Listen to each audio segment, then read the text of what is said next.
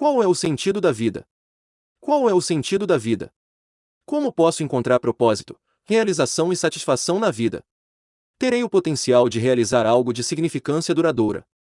Há tantas pessoas que jamais pararam para pensar no sentido da vida. Anos mais tarde elas olham para trás e se perguntam por que seus relacionamentos não deram certo e por que se sentem tão vazias, mesmo tendo alcançado algum objetivo anteriormente estabelecido. Um jogador de beisebol que alcançou o hall da fama deste esporte foi questionado sobre o que gostaria que lhe tivessem dito quando ainda estava começando a jogar beisebol. Ele respondeu: "Eu gostaria que alguém tivesse me dito que quando você chega ao topo, não há nada lá." Muitos objetivos revelam quanto são vazios apenas depois que vários anos foram perdidos em sua busca. Em nossa sociedade humanística, as pessoas vão atrás de muitos propósitos, pensando que neles encontrarão sentido. Entre eles estão sucesso nos negócios, prosperidade, bons relacionamentos, sexo, entretenimento, fazer o bem aos outros, etc. As pessoas já viram que, mesmo quando atingiram seus propósitos de prosperidade, relacionamentos e prazer, havia ainda uma grande lacuna interior, um sentimento de vazio que nada parecia preencher.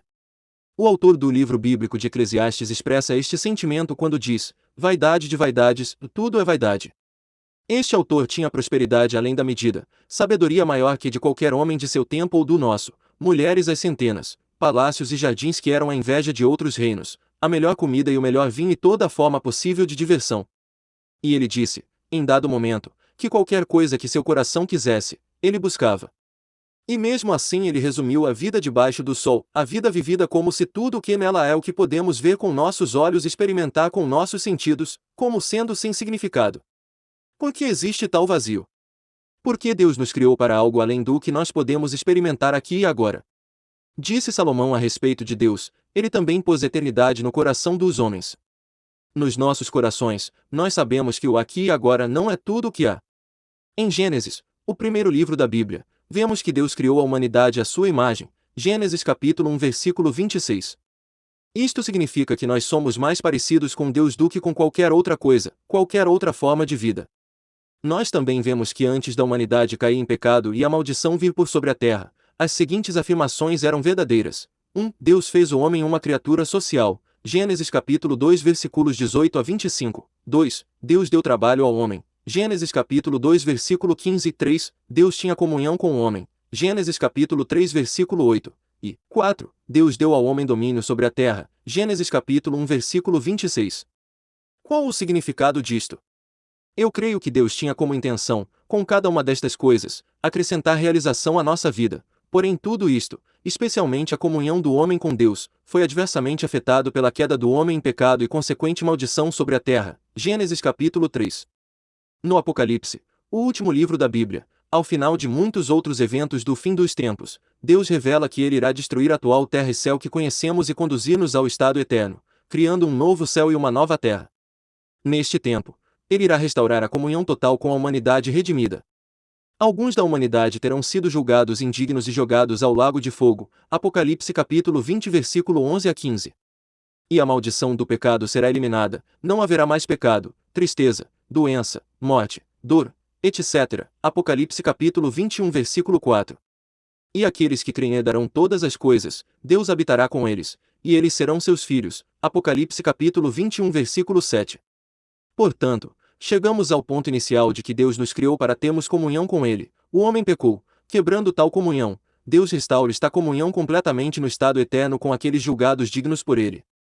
Agora, passar a vida inteira alcançando qualquer coisa e todas as coisas apenas para morrer separado de Deus pela eternidade seria mais do que fútil.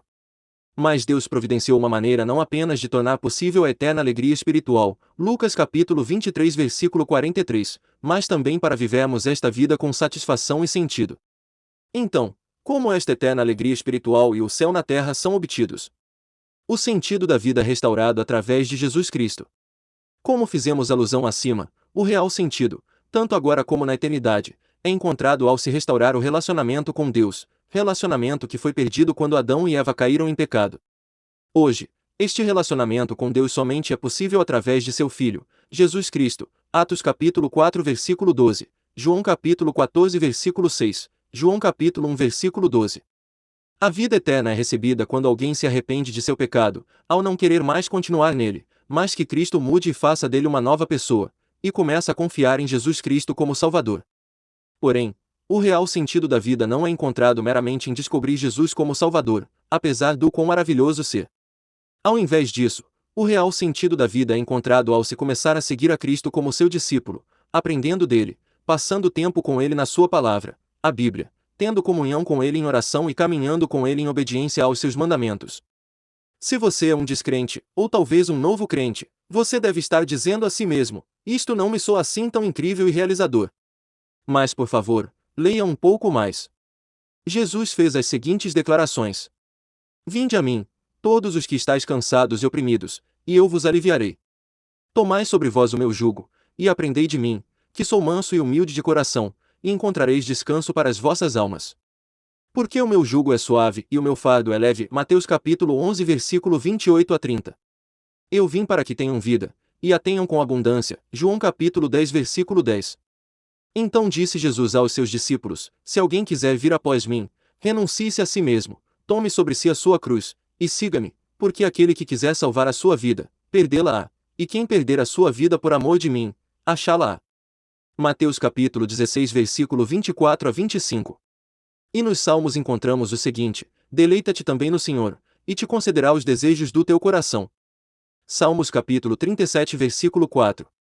O que todos estes versículos estão dizendo é que nós temos uma escolha. Nós podemos continuar buscando guiar nossas próprias vidas, com o resultado de vivermos uma vida vazia, ou podemos escolher seguir a Deus buscando sua vontade para as nossas vidas com todo o nosso coração, o que resultará em uma vida vivida por completo, tendo os desejos do nosso coração atendidos e encontrando contentamento e satisfação. Isto é assim porque o nosso Criador nos ama e deseja o melhor para nós, não necessariamente a vida mais fácil, mas a com mais satisfação. Para finalizar, eu gostaria de compartilhar uma analogia emprestada de um amigo pastor. Se você é um fã de esportes e decide ir a um jogo profissional, você pode poupar algum dinheiro e pegar um lugar bem baratinho, longe da ação, nas posições mais altas do estádio, ou você pode gastar bem mais e ficar bem perto e aproveitar com mais vivacidade a ação. É assim na vida cristã. Assistir à obra de Deus em primeira mão não é para os cristãos de domingo. Eles não pagaram o preço. Assistir à obra de Deus em primeira mão é para o discípulo de Cristo que o é de todo o coração, aquele que parou de ir atrás das suas próprias vontades a fim de seguir os propósitos de Deus em sua vida. Eles pagaram o preço, rendição completa a Cristo e a sua vontade, eles estão vivendo a vida ao máximo, e eles podem encarar a si próprios, seus amigos e seu Criador sem remorsos. Você já pagou o preço? Sente vontade?